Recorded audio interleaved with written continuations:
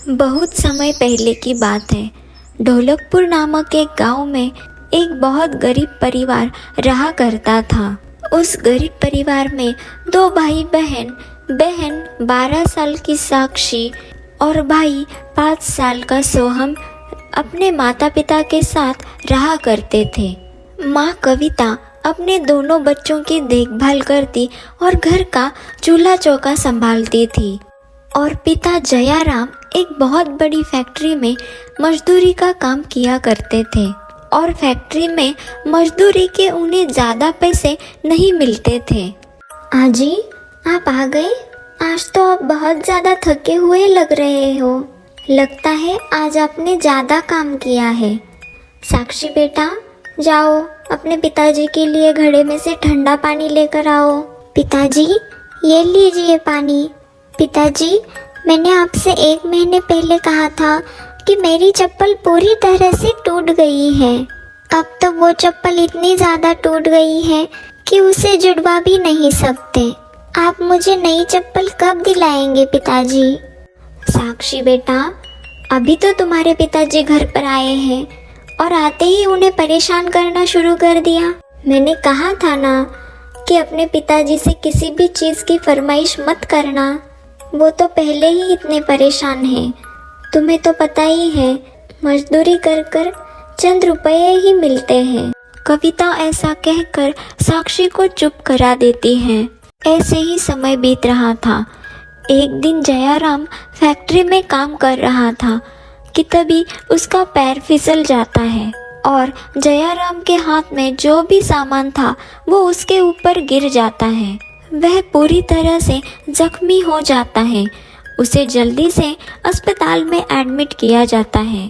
उसका इलाज किया जाता है, लेकिन इस एक्सीडेंट के बाद वह चलने फिरने के लायक नहीं रहता। जयाराम कोई भी काम नहीं कर सकता था। घर में जो भी जमा पूंजी थी वह खत्म होने को आ रही थी। जयाराम के इलाज में अब तो घर का राशन भी खत्म होने को आया था। जयाराम घर की यह स्थिति देखकर बहुत ही दुखी होता था। जब गरीबी एक बार घर देख लेती है तो उसका पीछा छोड़ती ही नहीं। घर में तो सिर्फ 2 दिन का ही राशन है। अब 2 दिन के बाद हम क्या खाएंगे? उसके बाद क्या होगा? चलो, हम दोनों तो वैसे पानी पीकर हमारा गुजारा कर लेंगे, लेकिन हमारे बच्चे, मैं यह सोच सोच कर परेशान हो रही हूँ। आप जहाँ काम करते थे मैं वहाँ भी गई, लेकिन उन्होंने मुझे काम देने से साफ इनकार कर दिया। अब क्या होगा, कैसे होगा, कुछ समझ में नहीं आ रहा। कविता ऐसा कहकर रोने लगती है। दोनों भाई बहन अपनी माता पिता की यह बातें सुन रहे थे। शाम हो जाने के बाद कविता खाना बनाती है। कविता 2 दिन का राशन ज़्यादा दिन चलाना चाहती थी, इसलिए वह बहुत कम खाना बनाती है। थोड़ा सा अपने पति को देती है और थोड़ा थोड़ा अपने दोनों बच्चों को दे देती है। तभी साक्षी कहती है, माँ, आपकी थाली तो नज़र ही नहीं आ रही। क्या आप खाना नहीं खाएंगे? अरे नहीं नहीं बिटिया, वो मैं थोड़ा पहले ही खा चुकी हूँ, इसलिए मुझे भूख नहीं है अभी। माँ, सोहम और मैं एक थाली में से खा लेंगे। आप यह एक थाली में से खाना खा लीजिए। इस तरह से दोनों भाई बहन एक थाली में से खाना खा के दूसरी थाली अपनी माँ को दे देते हैं, ताकि उनकी माँ भी खाना खा सके। अगले दिन साक्षी अपनी सहेलियों के साथ खेलने जाती है, लेकिन आज उसके पैरों में चप्पल नहीं थी। तभी उसकी सहेलियाँ कहती हैं, नहीं नहीं साक्षी, आज से हम तेरे साथ नहीं खेलेंगे। तू बहुत ज़्यादा गरीब है। तुझसे दोस्ती करके तो हम बहुत पछता रहे हैं। तेरी वजह से हमारी बहुत इंसल्ट होती है। अपने कपड़े देख, कितने ज़्यादा फटे पुराने हैं, और आज तो तेरे पास चप्पल भी नहीं है। यह देख मेरी चप्पल कितनी ज़्यादा सुंदर है। कल ही मेरे पिताजी मेरे लिए लेकर आए, पूरे 1000 रुपए की है। दोस्तों, मैं तो कहती हूँ अब हमें इस गरीब से दोस्ती तोड़ ही देनी चाहिए। हाँ हाँ सोनिया, तू बिल्कुल सही कह रही है। अब हमें इस गरीब लड़की की कोई ज़रूरत नहीं है। और अब तो तू बहुत ज़्यादा गरीब हो चुकी है। तेरे पास तो अब चप्पल भी नहीं है। हम तुझसे दोस्ती तो रख ही नहीं सकते। इस तरह से साक्षी के सभी दोस्त उसका बहुत मजाक उड़ाते हैं और उससे दोस्ती तोड़कर वहाँ से चली जाती है। साक्षी बहुत दुखी होती है और रोते हुए घर में आती है कि तभी उसका छोटा भाई सोहम उससे कहता है, दीदी दीदी, आपको पता है माँ बहुत रो रही थी। कह रही थी कि पिताजी की दवाइयाँ खत्म हो चुकी हैं और दवाइयाँ देना बहुत ज़रूरी है। अगर दवाइयाँ नहीं दी तो पिताजी की तबीयत बहुत ज़्यादा बिगड़ सकती है। सोहम, मेरे प्यारे भाई, लगता है अब हम दोनों को ही कुछ करना पड़ेगा। मगर दीदी, हम क्या काम करेंगे? माँ को भी तो कोई काम नहीं मिल रहा, तो हम क्या काम कर सकते हैं? सोहम, तुम अलग जगह जाना और मैं अलग जगह जाऊंगी और हम दोनों फूल बेचा करेंगे। मैंने कुछ बच्चों को फूल बेचते हुए देखा है। हम दोनों भी फूल बेचा करेंगे। ज़्यादा कुछ नहीं, लेकिन थोड़ा बहुत तो कमा ही लेंगे और हमारे घर की गरीबी थोड़ी तो ख़त्म हो ही सकती है। सोहम, तुम्हें पता है आज तो मेरी सभी दोस्त मुझसे दोस्ती तोड़कर चली गई।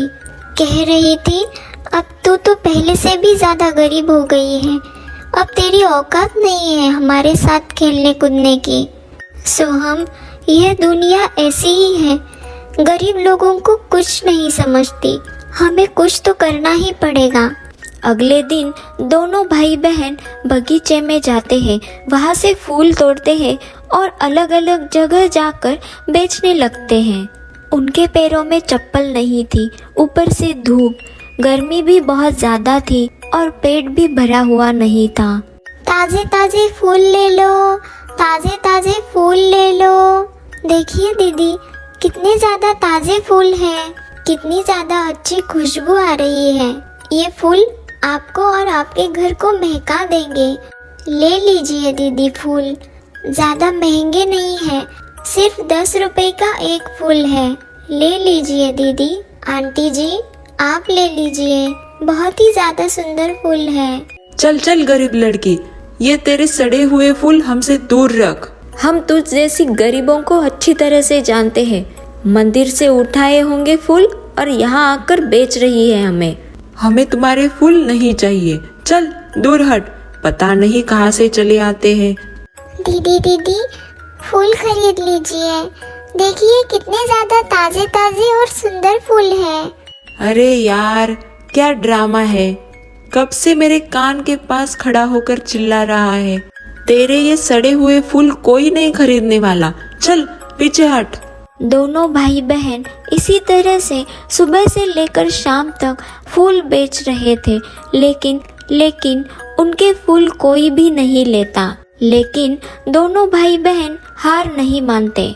तुम दोनों सुबह सुबह कहाँ निकल जाते हो और शाम को घर आते हो, और तुम दोनों के पैरों की क्या हालत हो रही है, कितने ज़्यादा जख्मी हो रहे हैं।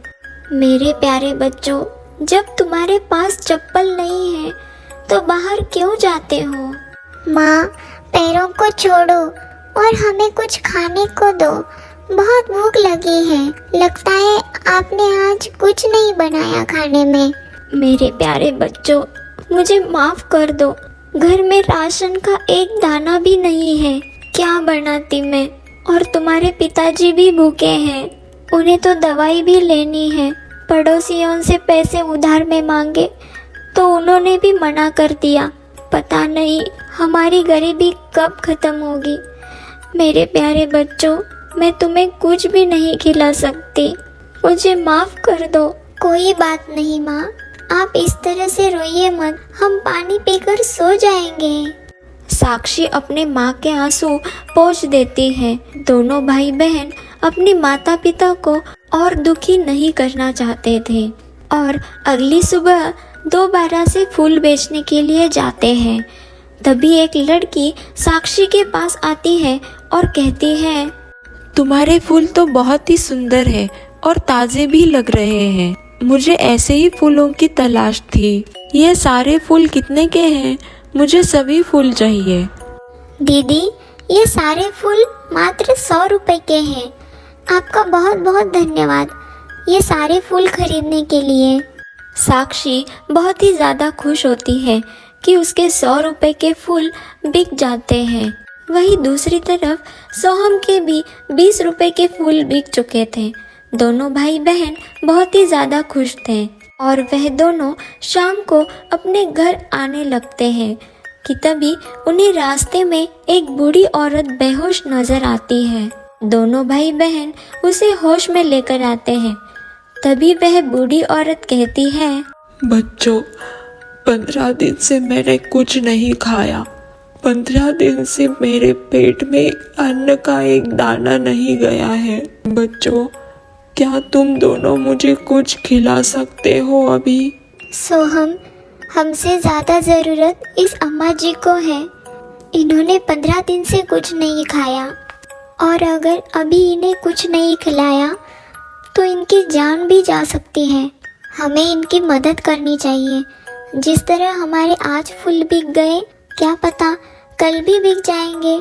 हमने तो 3 दिन से कुछ नहीं खाया और एक दिन नहीं खाएंगे तो क्या हो जाएगा। सोहम अपनी बहन की बातों को समझ जाता है और दोनों भाई बहन अपनी कमाई के पैसों से उस बूढ़ी औरत के लिए खाना लेकर आते हैं और उस बूढ़ी औरत को खिला देते हैं। तभी वह बूढ़ी औरत एक सुंदर परी के रूप में आ जाती है और वह परी साक्षी को एक चमचमाती जादुई सैंडल देते हुए कहती है, साक्षी, मेरी जादुई सैंडल आज से ये तुम्हारी है। मैं कब से एक ऐसी लड़की की तलाश कर रही थी जिसका मन शीशे की तरह साफ हो और जो दूसरों की मदद करे, दूसरों के दुख दर्द को समझे। आज से ये जादुई सैंडल तुम्हारी है। मैं तो तुम्हारी परीक्षा ले रही थी। यह सैंडल तो तुम्हें तुम्हारे अच्छे स्वभाव, अच्छे कर्म और नेक दिल की वजह से मिली है। परी जी, जादुई सैंडल से क्या होगा? क्या हमारी गरीबी खत्म हो जाएगी? हाँ सोहम, ये जादुई सैंडल जो भी पहनेगा उसके पैरों की परेशानी खत्म हो जाएगी और तुम जादुई सैंडल से एक दिन में 20 सोने के सिक्के मांग सकते हो, मगर 20 से ज़्यादा नहीं। अगर लालच करोगे तो इनका जादू खत्म हो जाएगा और फिर तुम्हें परेशानी का भी सामना करना पड़ सकता है। ऐसा कहकर परी वह जादुई सैंडल साक्षी को देकर वहां से चली जाती है। दोनों भाई बहन जादुई सैंडल से 20 सोने के सिक्के मांगते हैं तो उन्हें मिल जाते हैं। सोने के सिक्के पाकर दोनों भाई बहन बहुत खुश होते हैं और अपने घर के लिए बहुत सारा राशन, कपड़े लेकर घर आ जाते हैं। इतना सारा सामान देखकर कविता और जयाराम हक्के बक्के रह जाते हैं। इतना सारा सामान? कहीं तुम दोनों ने चोरी तो नहीं की? बेटा, मुझे सच सच बताना, चोरी करना बहुत बुरी बात है। अरे नहीं माँ, हमने चोरी नहीं की।